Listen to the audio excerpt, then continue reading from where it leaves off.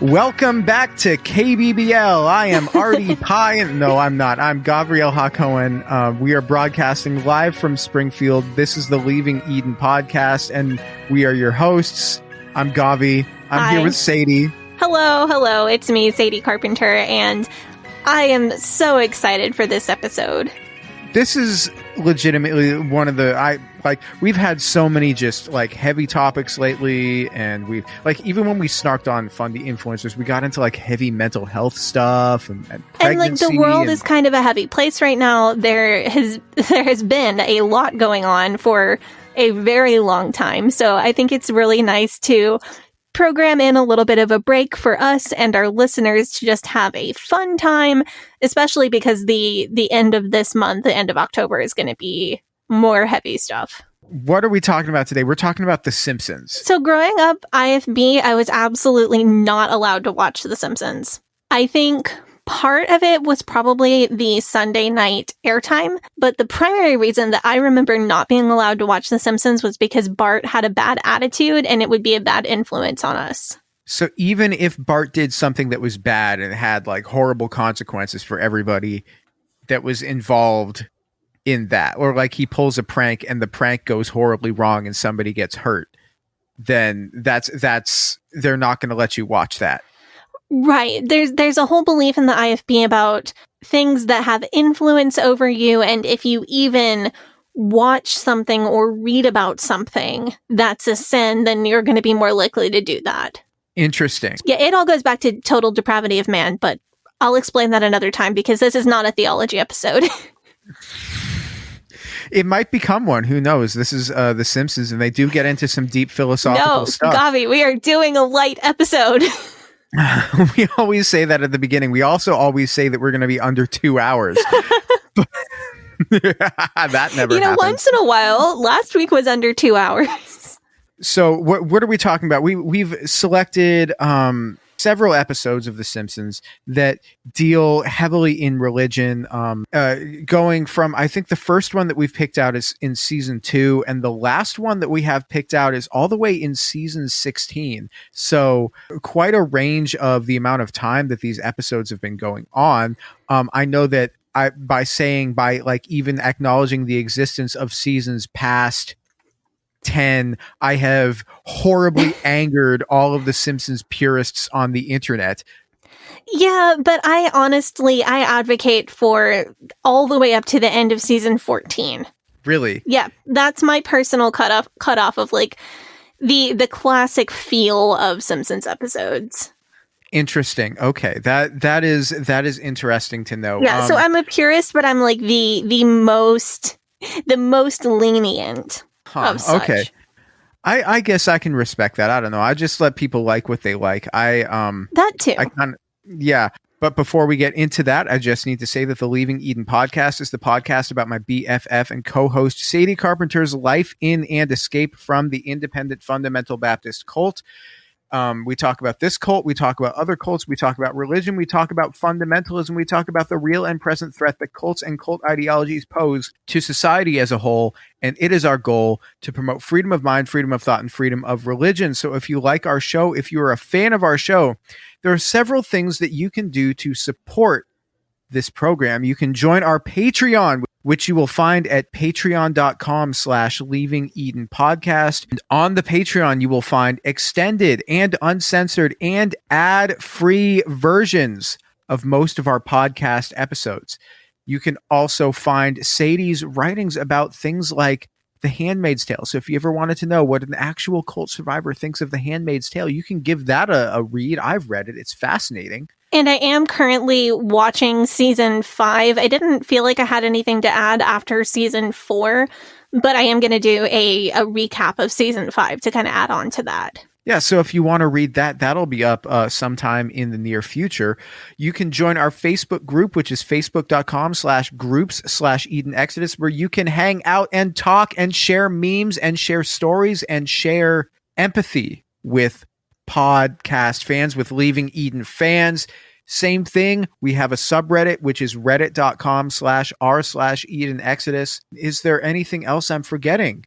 No, I think that is it for now. Okay, I think we can thank our Faith Promise missions, and I gave it all patrons and move on.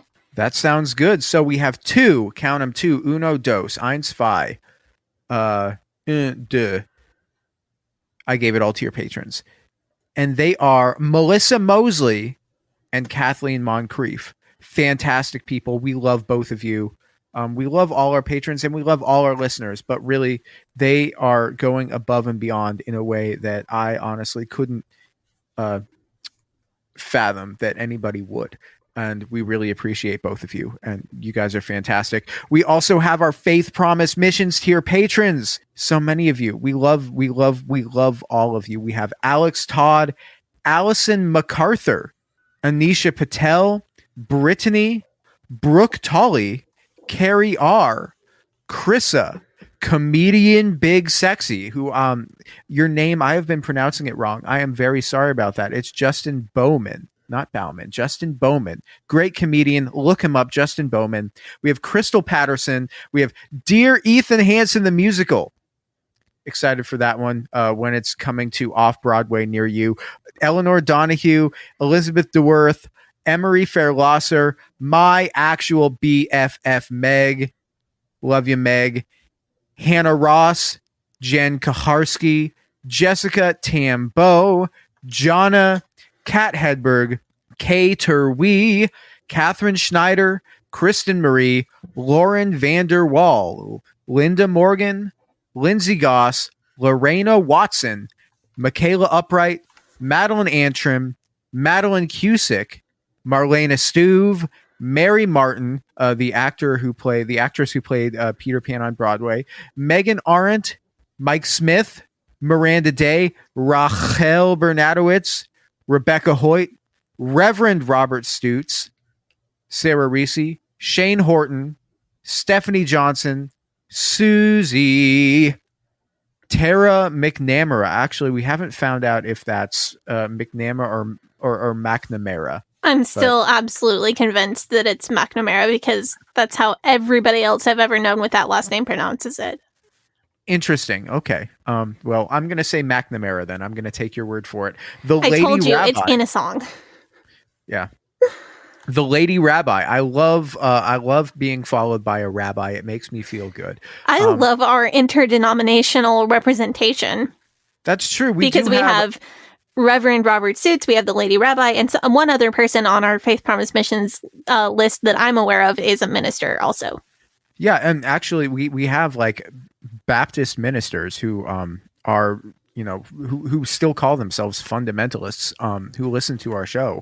Well, fundamentalism in itself is not 100% of the time toxic. It's not something that I personally agree with. But, believing with all your heart in the fundamentals of the Christian faith is not necessarily toxic. Right. I'm thinking of it more in the way of like your dad still called himself a fundamentalist. Oh, yeah. And, I'm thinking of it as somebody who's just like, yeah, I'm like OG fundamentalist. We have Tiffany Enderby, Walnut Son of Walnut, and Wes the Cowboy. Thank you all so much. Like, holy crap. We love all of our patrons because the patrons are really if we didn't have the financial support that we get from you guys, we would not be able to justify the amount of time and effort that we put into making this show. It just wouldn't make sense for us financially. So thank you so much for supporting us. Thank you so much to, of course, I gave it all to your patrons and Faith Promise Missions tier patrons, but to everyone who supports us on Patreon. And everyone who just listens to the show. Even if you're going to listen to it on Thursday or Friday, downloading it early in the week is supporting our show. Telling other people about our show is supporting our show. Making sure you're subscribed, leaving us a good review, any of that is support that really goes a long way for us. Yeah, it really does. Thank you guys so much. How do we want to start this? Because it's hard to talk about The Simpsons without just it's like a cultural institution at this point in American culture, in even the world. Right. But it's a cultural institution that I had very little knowledge of growing up. And I want to explain how little I knew about it. I heard so much negativity about The Simpsons. I heard growing up from preachers and speakers that it was an example of the downfall of American society, and it was morally outrageous and rotting everyone's brains and so on and so forth. Kind of similar to what Barbara Bush had to say about The Simpsons. Right, because she said in an interview that it was the dumbest thing she'd ever seen. Right, and she was kind of echoing, I think, her husband's sentiments about it being the downfall of society. And then they ended up showing up on an episode of The Simpsons much Marge later. wrote a letter to Barbara Bush. Can I read this? I kind of want to read it because it's one of my favorite parts of like Simpsons lore in general. Yeah, go for it. I'll spare you all my Marge impression, but I'll read this letter. Dear First Lady, I recently read your criticism of my family. I was deeply hurt. Heaven knows we're far from perfect, and if truth be known, maybe just a wee bit short of normal. But as Dr. Seuss says, a person is a person. I tried to teach my children, Bart, Lisa, and even little Maggie, always to give somebody the benefit of the doubt and not talk badly about them, even if they're rich. It's hard to get them to understand this advice when the very first lady in the country calls us not only dumb, but the dumbest thing she ever saw. Ma'am, if we're the dumbest thing you ever saw, Washington must be a good deal different than what they teach me at the current events group at the church. I always believed in my heart that we had a great deal in common, each of us living our lives to serve an exceptional man. I hope there is some way out of this controversy. I thought perhaps it would be a good start to just speak my mind with great respect, Marge Simpson. And Barbara Bush kind of took this to heart, didn't she? Yeah, she wrote Marge a letter back. It's really adorable, kind of apologizing. Barbara Bush writes back, Dear Marge, how kind of you to write. I'm glad you spoke your mind. I foolishly didn't know you had one. And oh, that's a... And I just think this whole thing is so adorable. It's one of my favorite parts of the Simpsons universe. But I think that the Bush's criticism of The Simpsons may have really influenced the fundamentalist and IFB hatred of The Simpsons that I grew up with. Interesting. I think another thing that made The Simpsons a real no-go for IFB kids was the perceived disrespect and real disrespect of Homer in the series. So The Simpsons shows a family where the kids call their dad by his first name. They don't obey their parents right away. They often don't obey their parents at all. I remember the Fundies being really up in arms about Homer's general treatment as a buffoon. So think about it from the patriarchal view. In the patriarchy, the dad is supposed to be respected and obeyed by everyone in the family. So portraying a dad on TV as dumb, as everyone is going behind his back and going over his head, Marge is actually the smart and sensible one. All of that is extremely offensive to people who practice patriarchy. I didn't even think about that. That's a really fascinating insight. So growing up, we weren't allowed to play pranks on a dad. Even like not our dad, all dads were in charge of all children, kind of. And if a dad from the church said, hey, here's my car keys, go out to my car and get this thing for me, you did it. If a dad was like, hey, can you take my jacket and hang it up in the church closet, the hallway closet, you did it. There was kind of an expectation that all dads are in charge, and you don't play pranks on dads. If a dad has a pratfall, you're not supposed to laugh at a dad. So clearly The Simpsons doesn't mesh with that ideology very well.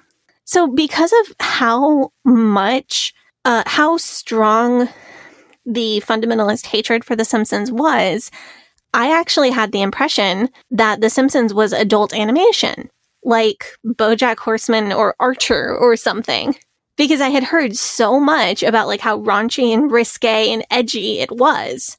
So I met Jonathan. He's a huge Simpsons fan. It's like his comfort show. We watch it all the time in our house. And when I first met him, he was really stunned that I had never seen The Simpsons. So he's like, I'm going to show you The Simpsons. So I'm like, cool, let me get my adult beverage. Let me get some popcorn, some snacks. I'm going to watch this like super raunchy cartoon for adults. It's going to be like really edgy. And imagine my surprise when I found out that it's actually a family show. That's so funny. I really thought I was sitting down to like watch Archer or something. So what was the first episode that he showed you? I believe it was Marge versus the monorail. That's a great one. That's a fantastic, especially for somebody like you who grew up with musical theater. Right. Fantastic. And then I had to explain to him what the Music Man was. And then I had to order the DVD for the Music Man so that I could show him where that came from. Wow. That's fantastic. So I started watching the show when I was probably 11. My parents thought, okay, you're 11. You're probably old enough to start watching this show now. Oh, that's news to me because Chuck watches it. But I think the thing that makes The Simpsons really great is that there are definitely mature topics here and there, but it's done in this really beautiful, delicate way where the truly adult stuff is going to go over most kids' heads. Like, do I know what rhetorical is? Fantastic joke. Just... That's one of my favorite. It's not religion related, but I had to put it in this episode somewhere. Even some of these episodes that we're talking about today, when I first saw them, I did not have the cultural reference points about religion and about Christianity, especially, to understand them. I mean, I loved the show. I thought it was hilarious. I'm not joking when I say that before doing this podcast, and if you go back to the early episodes and listen to me and how like little I know about anything, before doing this podcast, 80% of everything I knew about Christianity came from watching The Simpsons. That doesn't surprise me. I guess it's a good thing that The Simpsons is really not that far off. I think what The Simpsons is trying to show is a top-down view of American Christianity, like a bird's eye view that isn't really skewed toward one denomination or another. And I think The Simpsons does a great job with that. And I really love that they portray a family of faith in a balanced way and in a funny way. There are little details that are maybe not representative of American Christianity as a whole. Like Reverend Lovejoy wears a robe to preach, and that's not going to apply to nearly everybody. But they hit this middle ground where most people who grew up Christian at all would be able to find things that they identify with in The Simpsons' portrayal of religion. I think in a later episode, in the episode where Homer and Bart dabble in Catholicism, I believe they say that the denomination that they are, Reverend Lovejoy, is from the Western branch of American Reformed Presbyterianism. Right. So it's like an amalgamation of every Protestant denomination kind of together. So whatever they want them to be for a specific episode, they can kind of do that. Right. I think that they do that really well because they stick to the things that are pretty universal in American Protestantism. So there's two main characters, I want to say, that are used to represent Christianity in the show. And those characters are Reverend Lovejoy and Ned Flanders. Hate one, love the other. What do you think which one do you think I hate and which one do you think I love? Ooh, that's a tough one. I think you probably hate Reverend Lovejoy and you love Ned Flanders. That would be correct. Reverend Lovejoy has a tendency to be very austere and not particularly relatable. And Ned Flanders is kind of just a very devout Christian who is always anxious about doing the wrong thing. And that, I think, is much more relatable. So there is one Lovejoy moment that I truly love. Usually I just hate when he's on screen, but there's one Lovejoy moment I truly love. What's that? So the dynamic between these two characters is that Ned Flanders is like this overly religious, overly devout guy. And it's all coming from a place of true intentions, like really good-hearted intentions. But he way overdoes it. So he's constantly calling up Reverend Lovejoy at the church to ask him these theological questions about, is it a sin if my newspaper falls halfway in my yard and halfway in my neighbor's yard? Is it a sin? Is it still my newspaper, or is it stealing if I take it from the neighbor? Like he's always really, really digging into the details, and Reverend Lovejoy is losing patience with him, and that's kind of how their character dynamic works. So there is a scene where Lovejoy is taking his dog on a walk, and he's walking past Ned Flanders' lawn, and Lovejoy kind of guides the dog over to the lawn to make sure it poops on Ned Flanders' lawn. And the line is, "That's right, do your dirty, sinful business." And then Flanders catches him, like letting his dog poop on his lawn. And Lovejoy switches back over to, bad dog, I condemn thee to hell." And that one just always gets me.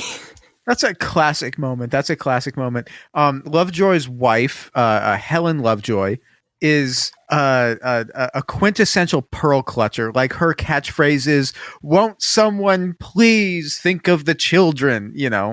Then he's also got a daughter named Jessica, who shows up in a couple episodes, voiced by Meryl Streep, of all people, and who briefly dates Bart, but she is like too chaotic for Bart.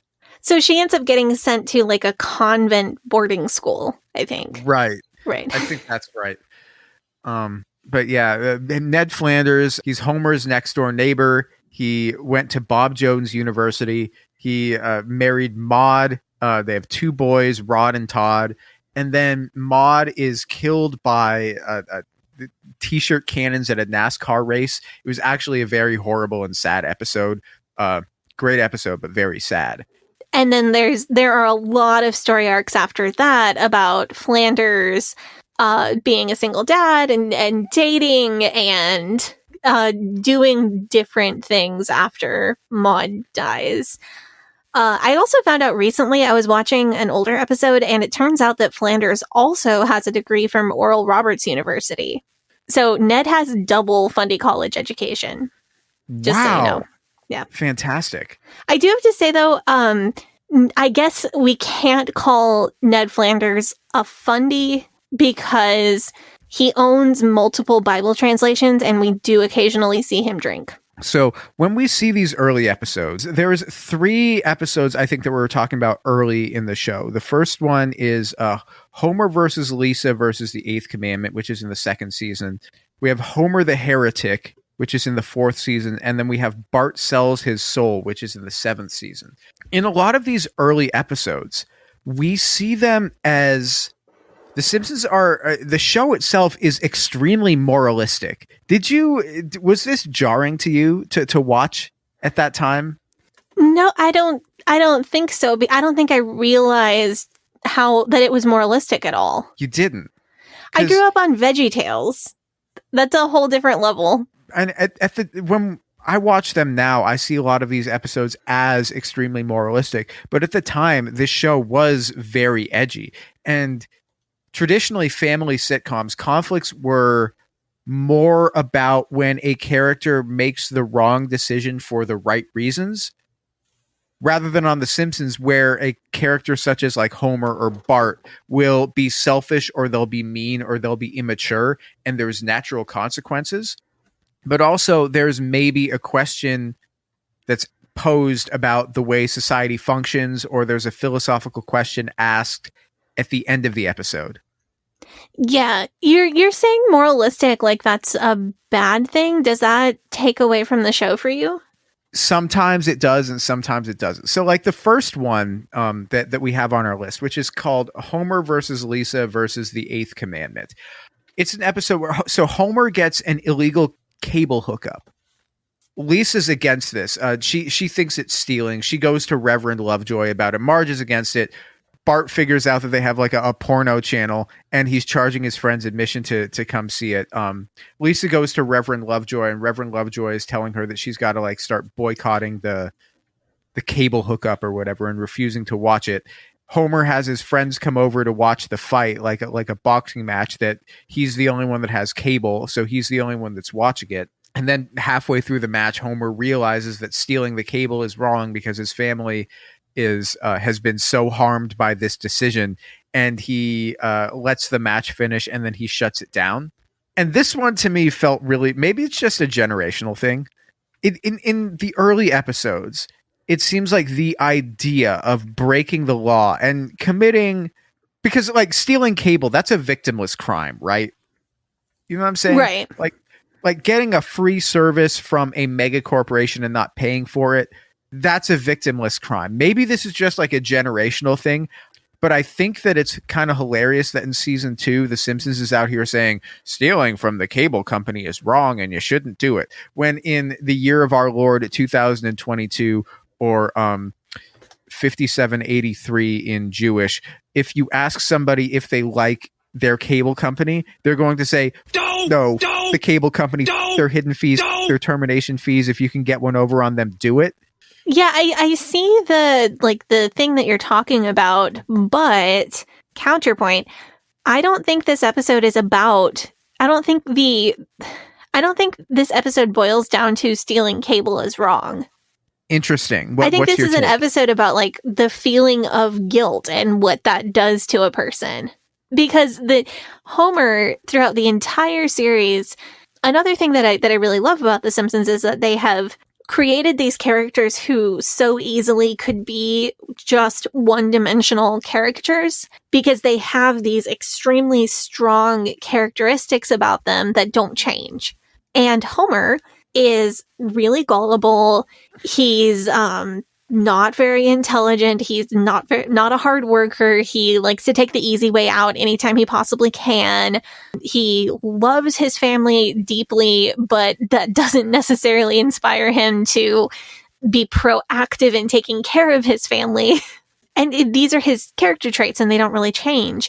But Homer decided to get this illegal cable hookup because he likes to take the easy way out whenever possible. But as his family started to have problems because of this illegal cable hookup, he started to feel guilt. I think this episode is about that feeling of guilt because Lisa feels bad about it from the beginning because one of her character traits is that she has this really strong moral compass. Homer, that feeling of guilt builds up. I don't think it's supposed to be a moral, like, don't steal from the cable company. I think it's more of an exploration of that feeling. Interesting. And see, that's one of the things that I like about this show is that two people can watch the same episode and take entirely different messages from it. I also don't typically try to ascribe a single meaning to a Simpsons episode. Like, I don't think there are a lot of episodes where what it means or what it's about could be boiled down to one sentence. You know, I think that's fair. So it's really interesting that we're seeing it so differently. Yeah, well, I was more thinking about it within the cultural context of the time. So this episode was in season 2, which would have been 1991, I think, 91 or 92.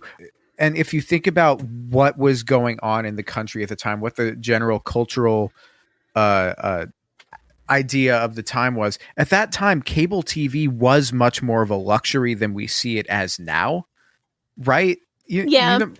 Yeah, and so like this, having cable TV was very much shown on the show to be something that was like an extravagant expense that Homer would have loved to have because he could watch sports whenever he wanted. Whereas now it's just like, oh, I figured out a way to get like $50 off my cell phone plan by kind of scamming my telecom company, and nobody's really going to look the other way about that. And that's sort of why I saw that, because I think the cultural context of what cable TV has kind of changed. No, that's a good point. I don't know anything about, actual cable TV. I have no context for it because it was so bad in the IFB that, we had a TV and we had bunny ears to get the news. But we didn't watch anything on broadcast TV until I was an older teenager. Ever, other than the news and the weather. And I watched Mr. Rogers at my grandparents' house when I was really, really little. So we didn't watch broadcast television because the commercials could be sinful. So my parents didn't want us seeing like commercials for alcohol or commercials that had people dressed immodestly in them, or anything like that, or commercials with rock music in it, inappropriate music in it. So if we watched broadcast television, we had to mute the commercials so we wouldn't hear any bad music. And if a alcohol commercial came on, we had to turn it completely off. So I did not grow up watching very much broadcast television at all. Almost everything we watched was VHS tapes or later DVDs. So I knew that there was a thing called cable. And then later I babysat for people who had Dish Network and would watch like Disney Channel shows at their house and Ace of Cakes, which I've talked about. Hell yeah. Like Food Network, that sort of thing. So I don't know, I don't have the context for cable television because I have just started watching actually live broadcast TV for the first time in my life in like the past 18 months or so. Other than what you could get on a Leaf where you have like 5 channels. For me culturally, I guess I'm trying to think what's the modern day equivalent of stealing a cable hookup. I guess it's the equivalent of like, do you feel guilty if you're sharing your Netflix password with like 8 people? Yeah, sharing a Netflix password or like leeching off your neighbor's Wi-Fi and never getting your own Wi-Fi. Right. And that is something like that you'd never really, if you do that, no one's ever going to be like, you shouldn't share Netflix passwords because that's stealing. But maybe the moralistic thing, I want to move on to another episode in season 4 called Homer the Heretic, where, because in this one, this is the one where Homer stops going to church, and Marge doesn't like the fact that he doesn't go to church anymore. And so he sits and he has a dream where he's talking to God, and God's like, why have you forsaken my church? And he's like, why should I spend my Sunday morning going somewhere to be told that I'm going to hell? You know, and God's like, oh, that's a good point. But the Flanders does try to get him back, and they play a song. Yes, and this is the one thing that I absolutely had to talk about with this episode, because that's a song I grew up singing in church. Really? Yeah. So that's like a bona fide evangelical Christian's kid song. So when you saw this episode for the first time and he started playing the song, was it just like, was it triggering or was it hilarious to you? I feel like the first time it was triggering, and then every time after that it was hilarious. There's another, like, several of the songs that the Flanders kids sing are songs I grew up with. There's an episode where they sing, I've got the joy, joy, joy, joy down in my heart. I think it is in Lisa's first word when Bart is staying with the Flanders while Marge is giving birth to Lisa. But that's a song that I grew up with too. And I think there's another one that the Flanders kids sing. And I'm like, oh, I know that song. Also, the Flanders kids have, it's like a recurring gag where the Flanders kids have unreasonably specific Christian children's TV shows and Christian board games, and all of that is so funny to me because I grew up with stuff like that. So like when they're watching the TV show and they have like the lambs on the TV show talking about like being, I'm upset because I don't have a sin to confess. Well, you do have a sin to confess, the sin of jealousy. Yes, that is like a big Patch the Pirate energy. So it's authentic. Mm-hmm. Saying the Flanders are authentic. Oh, extremely. Sorry for derailing your episode recap. I just had to talk about the Flanders kids, like songs and games and TV shows. No, it's great to actually have that detail added, because that really makes me enjoy the show so much more that they had that kind of accuracy put into it. In this episode, Homer stops going to church and he descends into previously unknown levels of hedonism, and then accidentally burns his house down with a cigar, and Krusty, Apu, and Flanders save him. And the thing is, oh, well, these are all people of faith because Krusty the Clown is Jewish, Apu is Hindu, and Ned Flanders is Christian, and they all came together to save him. So clearly these are all the moral people in the world, and this is what his wife wants for him in his life, and maybe he should go back to church. And that was kind of the take that I got from it. Yeah, and I think I'll give you this one being moralistic much more quickly than I will the last one. Because the moral of the story really does seem to be, I mean, you could take it as go back to church, or I guess you could take it as like don't rock the boat and upset your wife. So is this the episode where Bart and Lisa are shopping for new church shoes and there's the whole thing about the sandals? No. Okay. I think that's a different episode, but do you want to talk about that bit? Yes, because it's one of my favorite Simpsons religions quotes. So I hope I get this right, but Homer and Marge have the kids out and they're shopping for new shoes for church. And one of the kids asks, why can't we just wear sandals to church? Jesus wore sandals. And Homer says something like, well, maybe if he had had better arch support, they wouldn't have caught him. Which I think just illustrates the very well the way that Homer thinks about religion and cracks me up every time. That's all. I mean, that's kind of the way that I think about religion a lot of the time as well. But yeah, that's well, you got your Christianity education from The Simpsons and then a cult survivor. So worth pointing out, Homer and I are both Tauruses, so we do have some commonalities. No, but the next one I want to move on to that I want to talk about is one that as soon as we talked about doing a Simpsons episode, Sadie, you were like, we have to talk about this one. And I agree with you. And this one is called Bart Sells His Soul. It's from season 7. And this one is really a classic. But I want to point to this one because I think this one is really the shifting point where the discussion of religion goes from being more moralistic to being more philosophical.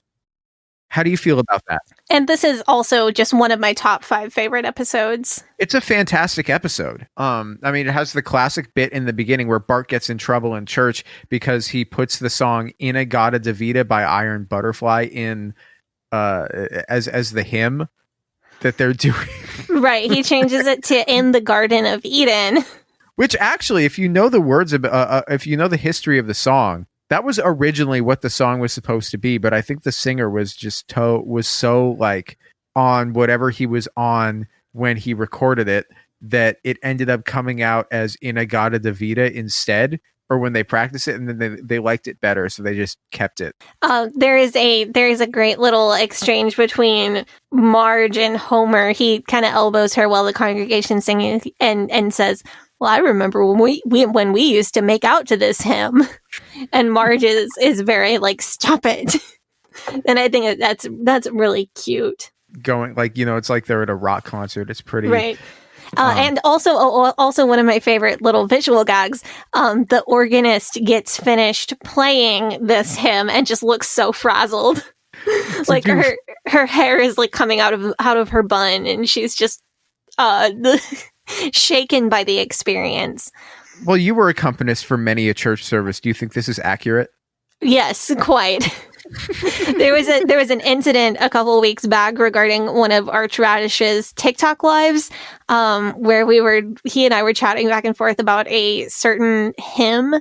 It was Wonderful Grace of Jesus, for those who are wondering. And it's got an extremely complicated bass line that tends to trip up all the Fundie pianists. And this led to me making videos of myself playing this hymn to send to him so I could prove that I know how to play it. I have my Fundie piano street cred intact.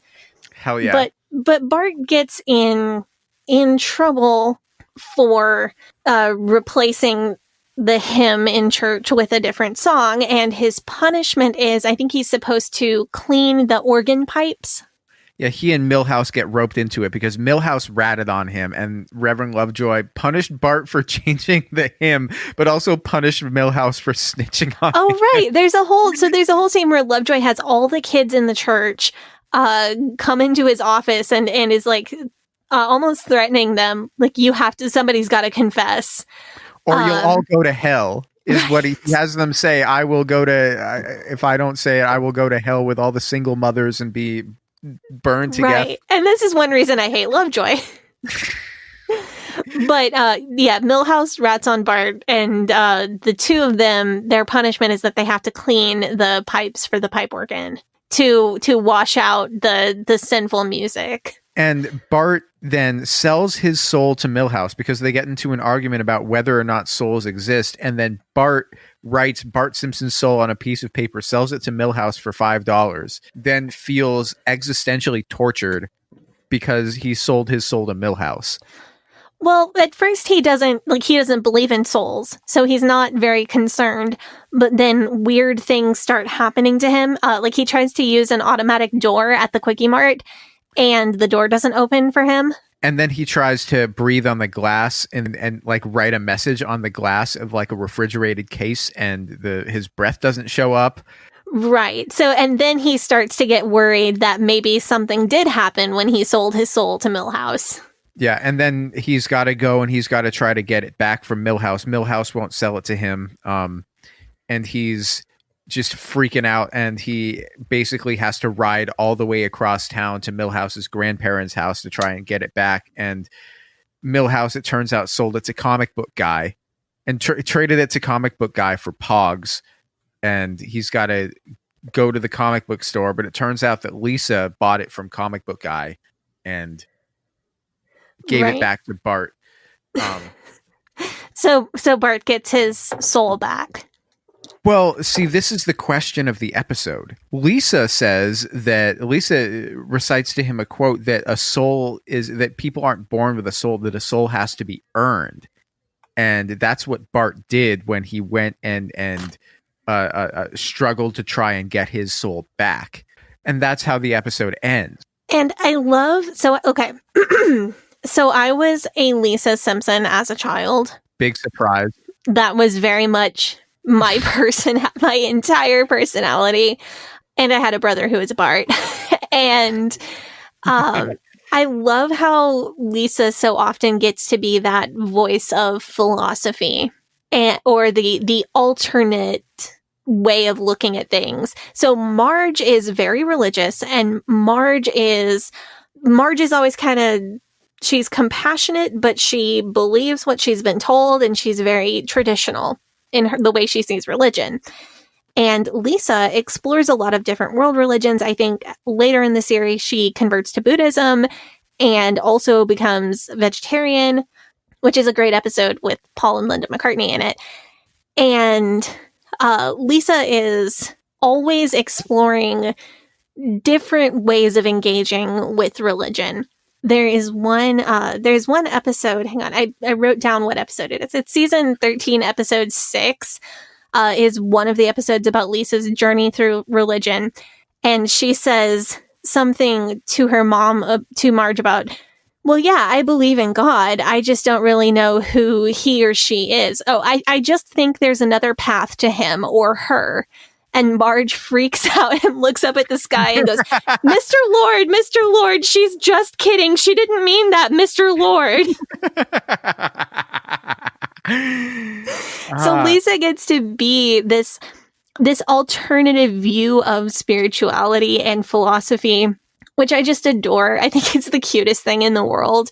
And I think coming from a kid, it makes it not too serious. I think if they had an adult character saying that, it would seem a little too preachy. But coming from Lisa, it's really cute. But the Bart Sells His Soul episode is just consistently one of my favorites. Why do you like it so much? There are so many cute moments in it. Like I don't know. I think it's for me, my favorite episodes are the full package. There are visual gags, there are verbal jokes, there is something that you couldn't do in live action or couldn't do as well in live action that merits this being a cartoon. And there's a heartfelt moment at the end. I think all of my favorite episodes kind of follow that formula. It's everything that makes The Simpsons great to me is in this episode. You know, I think that's a great way of looking at it, because I think that really, because at its best, I think that's really what the show is. And yeah. This one definitely is a classic. This one definitely is one that you can go back to and you can say, yeah, they really did a good job with this one. This one, you know, on the rewatch, there's just so many more things that jump out at you. But as we were talking about him earlier, and you were talking about how much you hate him, so what's your take on Reverend Lovejoy as a pastor? Okay, so Lovejoy as a pastor of the church, or Lovejoy as a pastor of individuals? Let's do both. What's your take? Having grown up with somebody who I believe was truly one of the greatest pastors of an individual congregants that has ever been, I think Lovejoy, he does a good job of managing the church. He keeps up with the things that he's supposed to keep up with and the paperwork that he's supposed to do and making sure that things run smoothly. I think he's good at that side of it. I think he's so bad at the people side of it. He doesn't connect with the individual people in the congregation. He seems really distant and holier than thou. And there's an episode in the 8th season called In Marge We Trust, where they actually address this issue, where they have the issue where Lovejoy just isn't very relatable to the congregants. And the reality is because he met Ned Flanders, and Ned Flanders just started asking him everything about anything all the time, and he just got fed up with it. And so now he just doesn't do that anymore. So I guess we could also characterize Lovejoy as a pastor who's experiencing burnout. Interesting. Which might give him a little more of a sympathetic view. That's an interesting take. Because we don't see Lovejoy we see him leading music. So we don't see him having a music minister. We see him doing the church finances, so he doesn't have an assistant to do that. I think he's kind of running the show by himself, and he's dealing with Ned Flanders. And I think what the show is trying to tell us is that Lovejoy is trying so hard to be righteous, and Ned is just kind of a naturally righteous person from the heart. And I think what the show is trying to tell us is that Lovejoy is jealous of Ned Flanders because Lovejoy is trying so hard to be righteous all the time, and Ned Flanders seems like he's just righteous without even trying. Wow. That's something that I really haven't thought about at all. And that's a fantastic observation. That's my hot take. That's one of the reasons why I really enjoy talking about this show with you. So why don't we take up the offering now, and then we'll come back. We've got some fun episodes that we're going to talk about in the second half of this. We're going to talk about the one where the Simpsons join the cult. So that's going to be a really fun one. We're going to talk about when the Simpsons join a cult and when Homer tries to predict the rapture. Yeah, that's going to be, those are going to be really fun. I can't wait to talk about those. Hey, Sadie here. If this is your first time listening to the Leaving Eden podcast, make sure you go back and check out episode 57. It's a primer episode for new listeners. That episode tells my personal story and gives you all the terms and information that you'll need to know going forward. Also, check out our cult true crime series, The First Family of Fundamentalism, so that you can get the whole cult story. If you like our show, you can support us by joining our Patreon, where we have extended and uncensored episodes as well as other bonus content available. You can also join in the discussion in our Facebook group. That group is called Eden Exodus. Tell a friend, tell a family member, tell your worst enemy. The Leaving Eden podcast is a fully independent podcast, and we really appreciate your support. Now, back to the show. So we are back from our break. We are talking about The Simpsons, all things Springfield, all things religion on The Simpsons. Well, not all things, because there's no way we'd ever get through that. We'd have to just start another podcast. Oh, yeah. No, we definitely would. But I want to talk about an episode that I think we talked about this. This was like the one that we wanted to talk about when we first put this on the list. Was we were like, oh, we should talk about the Simpsons episode where they joined the cult, which is called The Joy of Sect. It's an episode from season 9. The Simpsons join a cult. I want to ask Sadie, how accurate do you think the cult brainwashing and deprogramming in this episode is? So this whole episode, obviously, it's an entire story that's compressed into like a 22, 23-minute episode. And getting brainwashed into a cult and deprogramming yourself from a cult takes a lot longer than they would be able to show in that time. But as far as the actual tactics that they show, extremely accurate. Really? Yes. So another hit for The Simpsons where they really just kind of get this. Absolutely. So cool. Do you mind if I do the recap on this one? Oh, I wouldn't have it any other way. Thank you. Thank you. So, in this episode, Homer and Bart get accosted at the airport by a group called the Movementarians. The Movementarians invite the family to a free retreat, and Homer's like thinking he's going to go fishing, but doesn't realize that this is a brainwashing retreat. Of course, the getting accosted in the airport is a definite send-up of the Hare Krishnas, although the uniforms on the Movementarianisms more closely resemble Scientology uniforms. Here's a question. So they sucker Homer into this thing. Here's a question. If you're an IFB Soul Winner and you go door knocking and Homer Simpson answers the door, what are the chances that he's getting saved that day? I would say 100% because Homer will pretty much say yes to anything. But what if you tell him no TV and no beer? Because that makes him something. Damn it, you beat me to it. Makes Homer something. If you don't tell anybody no TV and no beer when you're out witnessing. That's a rookie mistake. You like, how do you think they would get any converts if they did that? Okay, so he's getting saved, but he's not joining the IFB. Right. So you go to somebody's door and you're like, free ticket to heaven, no strings attached, say these magic words with me. And they're like, either like, no, that's bullshit, I'm not saying your magic words.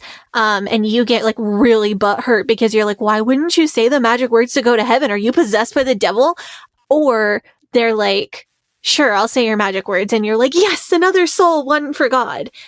And those are kind of the two outcomes. You don't tell people that there are, in fact, a lot of strings attached. So it's definitely, I think that he would get saved, but then you would invite him to church and he would be like, I'm not getting up that early on a Sunday morning because my church starts at 11, but you're telling me I have to be there at 8:30. I'm not doing that. That's what we saw in the episode when he didn't want to go to church. Right. So... yeah. But Homer and Bart, they get roped into this free retreat. When is this retreat? How much is this retreat? It's free. When is it? It's Thursday. And how much is it? While on this free retreat, the people who attended are invited to watch a movie, and they're all like, "Great, free movie."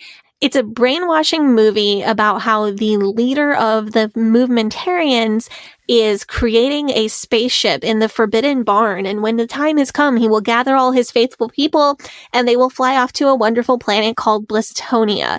And all you have to do is sign a 10 trillion year contract and promise to give all your life savings to the leader. And you will get to go with him on this spaceship to Blistonia.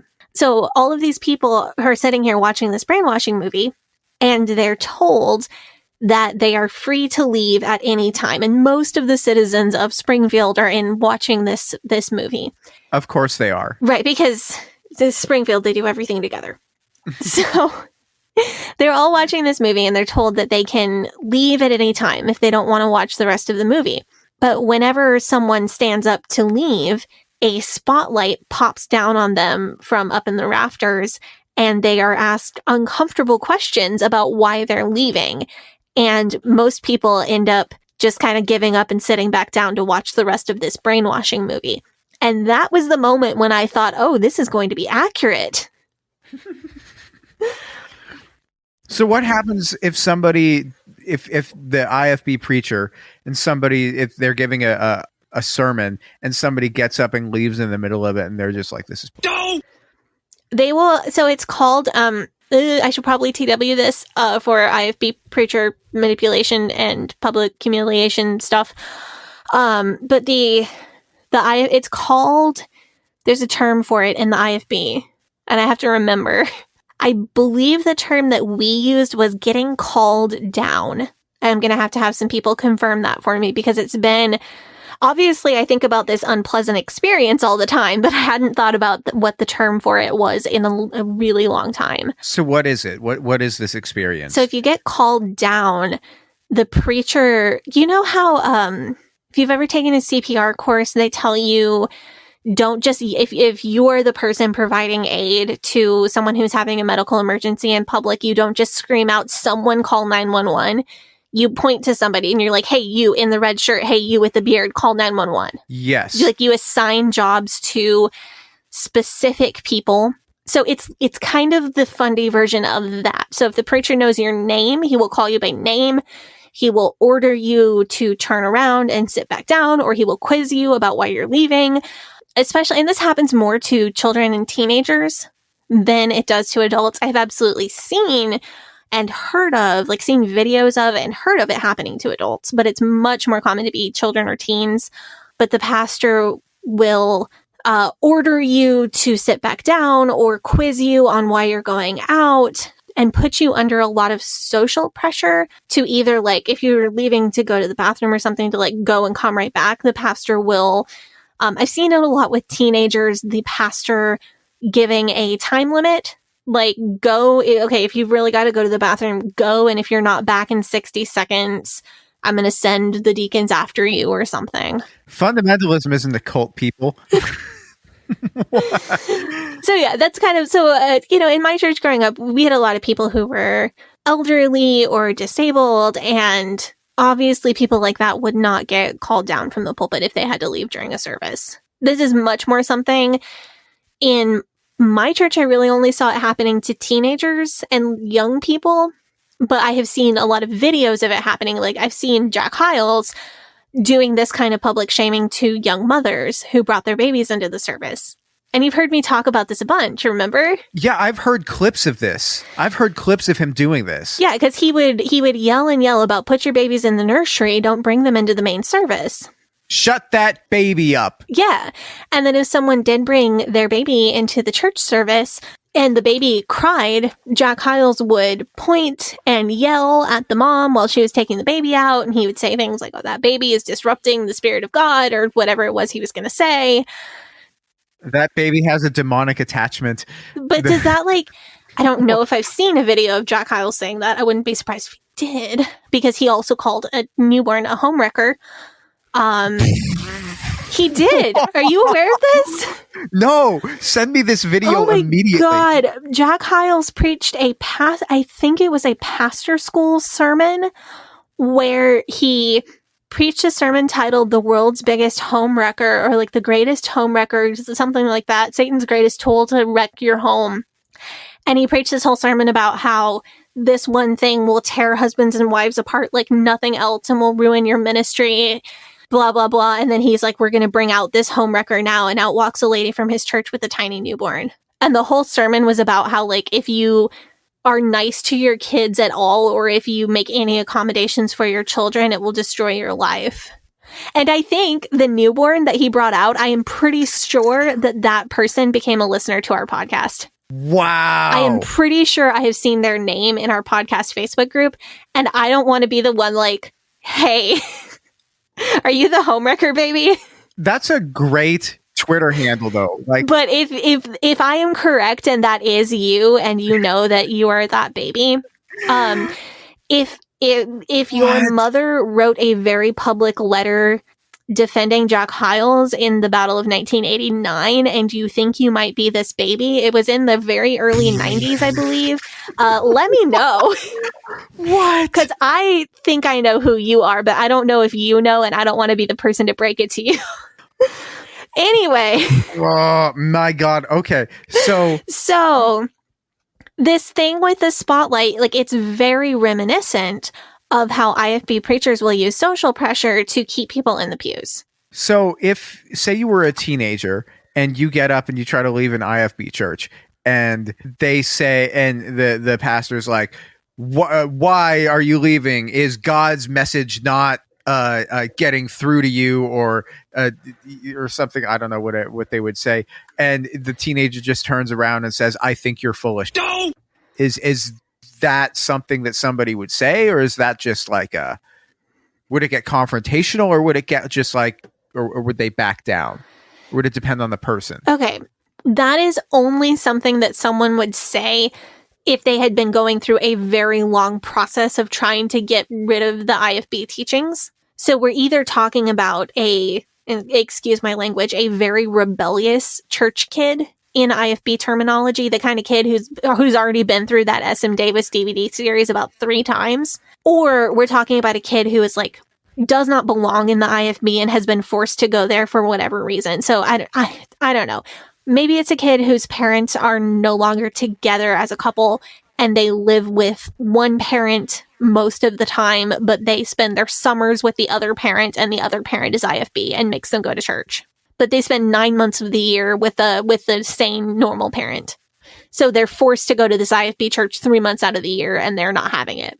So there are only very specific types of kid who would do that because the pressure to not rebel is so incredibly high for born and raised IFB kids that it is extremely rare for a born and raised IFB kid to publicly rebel like that. And before you would get to that point, you have probably gone through like the S.M. Davis protocol, which is extremely difficult to get through. And you've been at least threatened with being sent to a school like, again, trigger warning, but Agape boarding school or Hepzibah house. Like, I always knew growing up, I was a good kid. I was a really sold out, true believer IFB kid who really, really tried to do everything I was supposed to do and loved God and really believed in everything that the church was teaching me and was, you know, obviously extremely close to my dad and had a great relationship with him. And even with all of that going for me, I knew that if I kissed a boy, I would get packed off to Hepzibah house. Like, that threat of you will get sent to a physically abusive IFB boarding school where, like, sometimes children get extremely injured or even die because of the physical torture that they are put through. That threat was just as real for me being an extremely good kid who was extremely sold out as it was for any other kid. And speaking of these sorts of boarding schools, a Hepzibah house and Agape boarding school, we're actually going to have an episode coming pretty soon about the Agape boarding school because it's been in the news lately for expected reasons. Yes. And so we're finally going to get to that. I told you it's going to be a scary Halloween. This high pressure tactic doesn't really work on Homer. Right. So that's the thing. The thing is that this kind of social pressure works on a lot of people. So you're talking about somebody like me who didn't really give any room to doubt throughout my teenage years, or you're talking about somebody who was unconvinced of the IFB way of life and wanted out from the time they were 13, 14 years old. This kind of social pressure and like public peer pressure works on both types of people, but it didn't work very well on Homer. So Homer got love bombed. He got complimented, offered a free retreat, snookered into watching a free movie, and then Homer got hit with the social pressure, which is what I've talked about so many times with how people get into cults.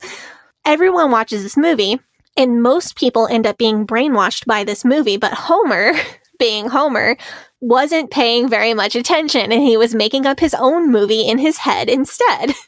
So he failed to be brainwashed by the movie. Much like many highly imaginative children survived IFB church services.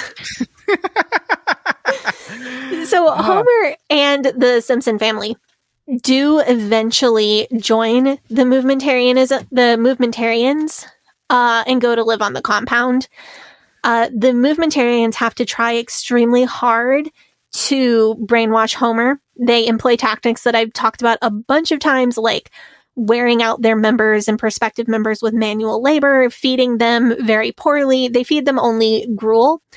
And most people are starving because they can't tolerate the gruel. But of course, Homer is perfectly happy and he's getting his calories in because he's just eating like 12 bowls of it.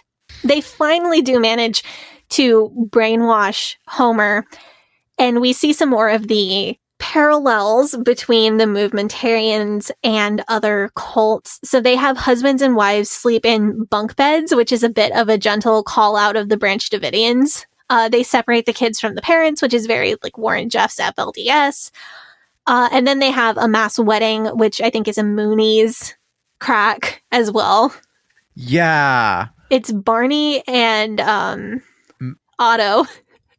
who are assigned to marry each other, which is really funny. No, and Skinner gets assigned to marry his mother. You could have done a lot worse than me, Seymour. Comic book guy got like some actual like woman. Yeah, like actual attractive woman person. And he's just like, yes. Yeah. So all of these people are doing manual labor for the leader, picking lima beans in the fields, and they are told not to go into the Forbidden Barn because that is where the leader is building the spaceship that will take them all to the planet Blistonia, which of course is a reference to both Scientology and Heaven's Gate, which is another cult I'd like to cover, by the way. Yeah, I'd love to. Heaven's Gate. I would be super, and I want to, that's another one of the ones like Branch Davidians, where a lot of people died, and I'm not going to cover it unless I feel like I can be comprehensive and respectful of that, but it's super fascinating to me. More cult stuff. Bart and Lisa go to school on the cult compound, which definitely brings a lot of images to mind for me. Lisa is really frustrated because the leader is the answer to every question in school. So it's, who invented the telegraph? The leader. What is the center of the universe? The leader. It really makes me laugh because I was raised in school with the phrase, Jesus is the answer to every question. But we were not allowed to, like, if we didn't know the answer on a test, we were not allowed to just write Jesus. So this is kind of an inversion of that. Maggie is brainwashed by a person in a Barney costume singing songs about the leader to the little babies, which, boy, is that accurate. You know, the only person that we don't get to see how they get brainwashed is Bart. Bart goes, he's going to pull some pranks, and then next thing you know, he's in. Well, Bart's pretty impressionable. But anyway, I was just thinking that it should have been, we love you, leader. Oh, yes, we do. We don't love anyone. Yeah, with the we love you, preacher. Right. Yeah. So Marge is the only family member who is not fully brainwashed. She escapes the compound and enlists the help of Lovejoy and groundskeeper Willie to help save her family, who are apparently two of the only non-brainwashed, and Ned Flanders, who are some of the only non-brainwashed people left in Springfield. Bart and Lisa, so they kidnap Homer, Bart, Lisa, and Maggie from the cult compound. And Bart and Lisa and Maggie are pretty easily deprogrammed by offering them hover bikes, which turn out to actually just be regular bikes that were being held up by wires, but they don't really mind. And then Homer is deprogrammed by beer. Like, they can't get him to renounce the movementarians, but then Flanders offers him a beer, and as soon as a drop of beer touches his tongue, he becomes deprogrammed. But then it's like getting saved. As soon as the drop of beer touches your tongue, you're unsaved, or you lose the Holy Spirit. That's it's like a reverse. I keep telling you, in IFB world, once you are saved, it's done. You have to sit around and worry about if you really are saved and if it really did work right. But once you're sure that it worked right, you're good, you're done, no matter what you do. But you can lose the Holy Spirit and God's blessing and God's favor and a whole lot of other stuff. Deprogramming and deconstruction obviously is not a process that happens in 5 minutes, but also the family wasn't involved very long, so I'll give them grace on that because it makes more sense than if they had been in it long term. Anyway, just as Homer gets deprogrammed, he gets kidnapped by the movementarians and taken back to the compound. When he gets there, he throws open the doors to the Forbidden Barn, but to everyone's surprise, there really is a spaceship in there. The spaceship takes off, and you hear the voice of the leader like, "You have all shown yourself to have no faith. You will not get to join me on Blistonia." But as the spaceship takes off, it falls apart, and it's revealed that it's just the leader on like a little one-person hovercraft thing, leaving with everyone's money. So everyone is unbrainwashed, and no one ever speaks of it again. Under penalty of torture. We don't talk about that episode. That episode never happened. That episode was hilarious. People hate that episode for some reason. I found it hilarious. One common theme that I see happening on The Simpsons is that whenever there is a character acting fraudulently and they get exposed, the townspeople of Springfield immediately turn their back on the character. So when the leader gets exposed, everyone leaves the cult. Or when Sideshow Bob admits to election fraud, the people turn their back on him. I think in real life, maybe this isn't accurate. I mean, like, we know Jack Scopp, he still has people who love him and will back him. David Koresh still has remaining supporters for God knows what reason, but like people who were in Branch Davidians, and after everything went down at the compound, they still believe that David Koresh was the second coming of Jesus. I guess that's the least accurate part of the episode, but like I said before we started talking about this whole episode, it's a cartoon version where brainwashing happens in a few hours and deconstruction happens in a few hours. I do want to point out the brainwashing methods, though, extremely accurate. So I have no beef with The Simpsons for portraying it in this compressed timeline, because I think it's showing the brainwashing methods accurately is much more important if you have to fit the whole story into a short episode. So on a cult accuracy scale, we're going 1 to 10 here. Where would you put this episode? I'm going to say a 7.5. That's a really good score on it. Yeah. So if like 5 is average, 5 is so 7.5 is like 3/4 of it is accurate. Yeah. That's really good considering it's TV. Mm-hmm. And a cartoon. Yeah. Yeah. Well, I think that a cartoon is going to do a job of this better than like a live action would, because, you know, you can. Right. I heard an interview with a showrunner from The Simpsons, and I think it was David Merkin who did direct this episode. I think that's who was on the interview that I heard. But whoever it was on the podcast episode that I heard, they were talking about wanting to do something in every Simpsons episode that warrants it being a cartoon. Like, do something that you couldn't do in a live action TV show at the time when this was made. And in this episode, one of the obvious things would be having the spaceship take off and then fly up and then fall apart in the air. But the whole and I think Conan O'Brien has said this in interviews about The Simpsons as well, that one of the key parts of their writing guide for episodes is that they always want to do something that you could only do in a cartoon. I think this episode just balances that so well. And my final thought, I think, is that they don't show people who joined a cult as, oh, you joined a cult because you're stupid. I think they show a broad sample of Springfield citizens. Dr. Hibbard is in this. It's not, oh, only stupid people join a cult or only desperate people join a cult. It's shown much more accurately as, well, this is something that almost anybody could be sucked into. Yeah. I think that's really a good place to finish talking about that episode on, is unless there's anything else you want to say about it. No, I found it sensitive and validating, which I think is super important.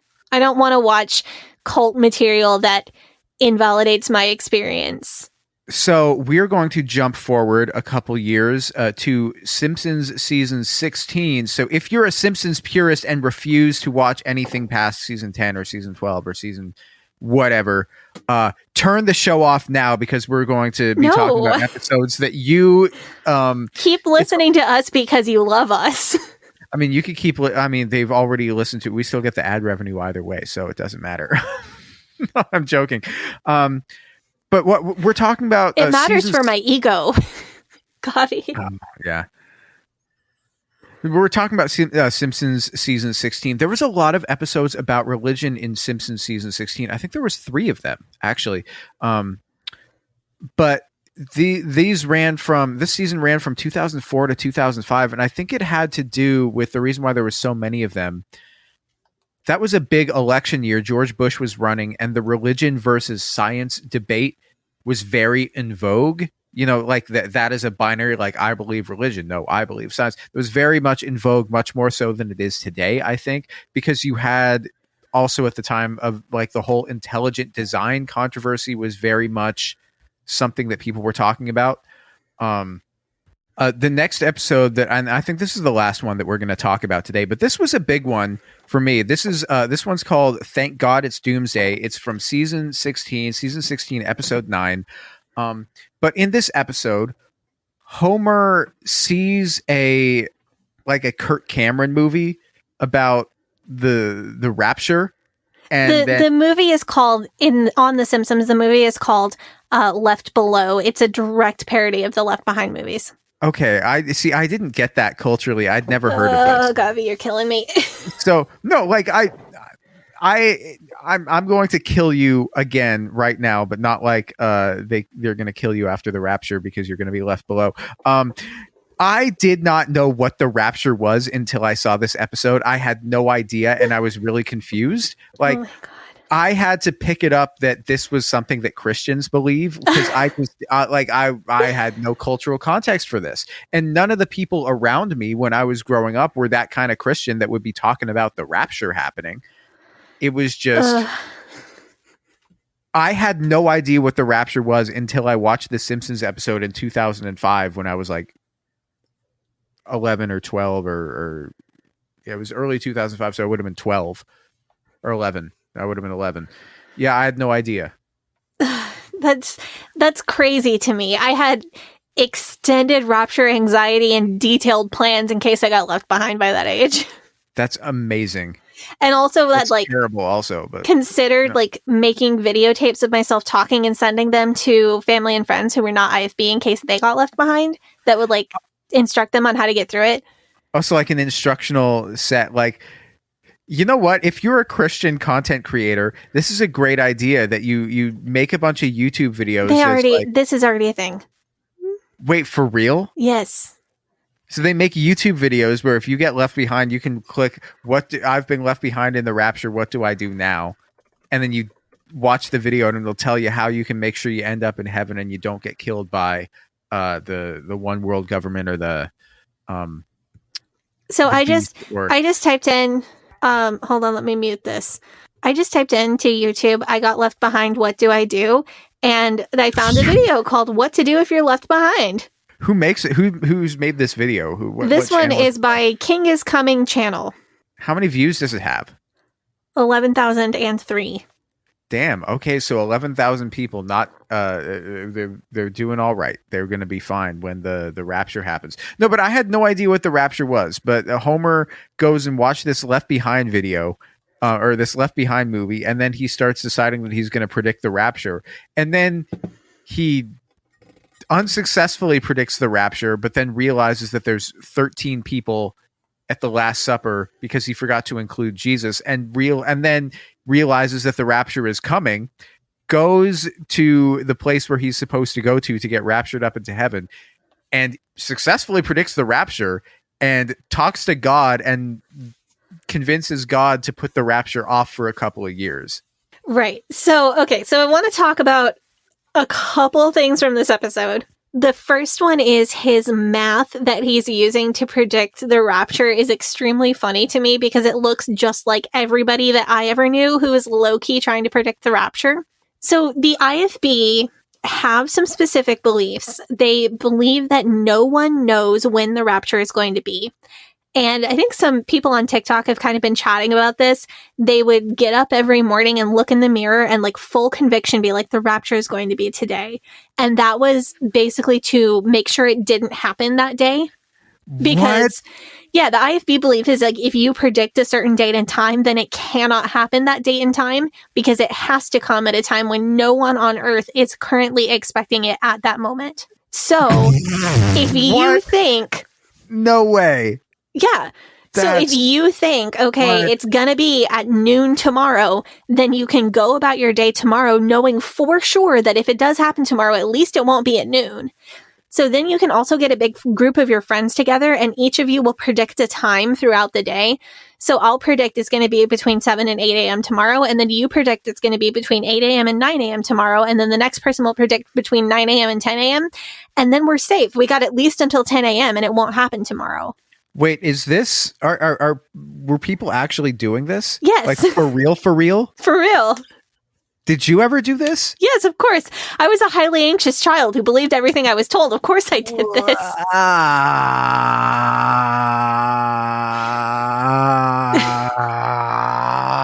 Why do you think that, like, when I saw a psychologist for the first time, he told me that he believed that I had had clinical anxiety for most of my childhood.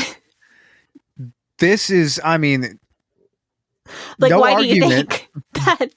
But so yeah, but even with all of that I've just told you, the IFB did occasionally still have people try to predict the rapture.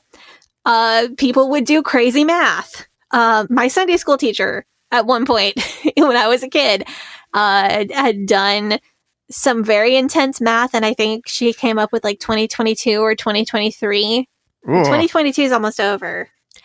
But yeah, this is a whole thing. People do a lot of numerology, and the way that he did that was really funny to me.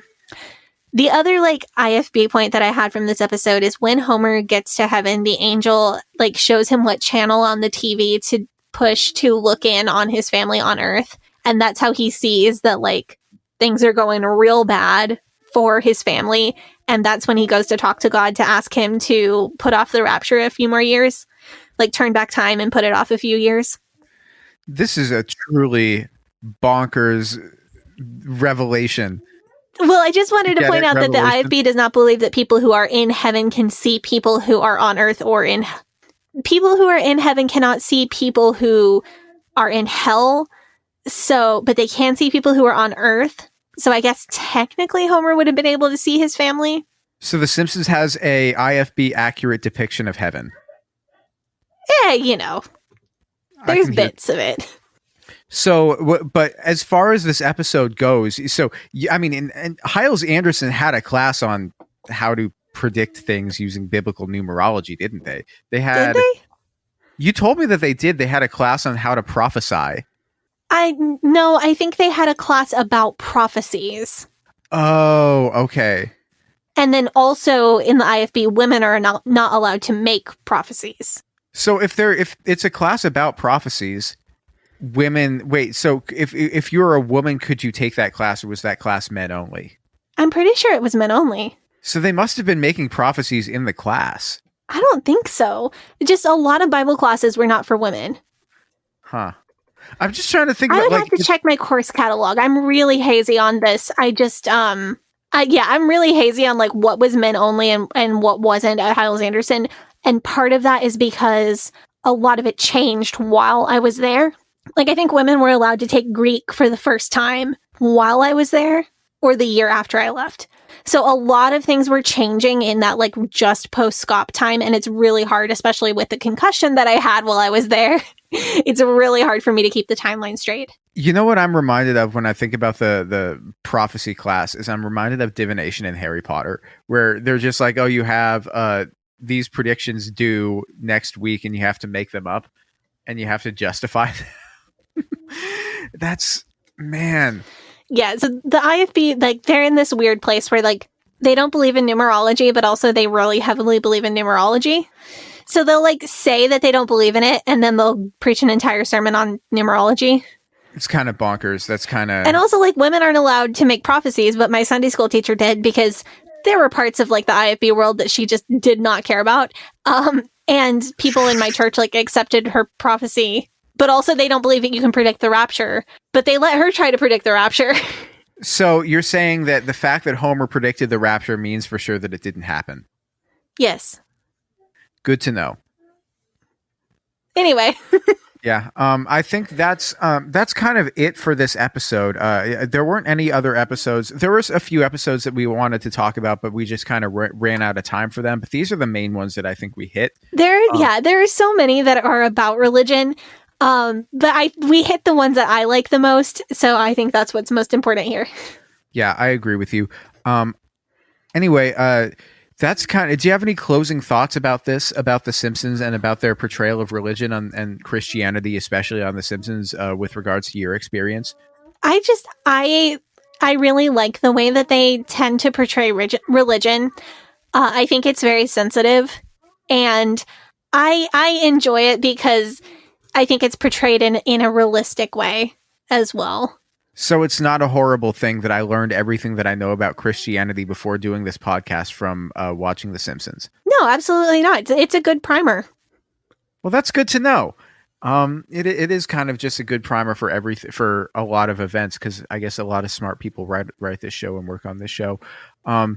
Anyway, thank you guys so much for tuning in. I guess I gotta say, don't have a cow man, but if you like our show, you can follow us on Facebook and Instagram at Leaving Eden Podcast, on Twitter at Leaving Eden Pod. And if you don't like our show, you can eat our shorts. If you want to join our Patreon, there is an extended and uncensored and ad-free version of this episode that is available at patreon.com/Leaving Eden Podcast. So go there and check it out. It'll be good. Hope that you guys like that. You can join our Facebook group at facebook.com/groups/Eden Exodus, and you can share your favorite Simpsons episode or your favorite portrayal of religion on The Simpsons or on TV in general.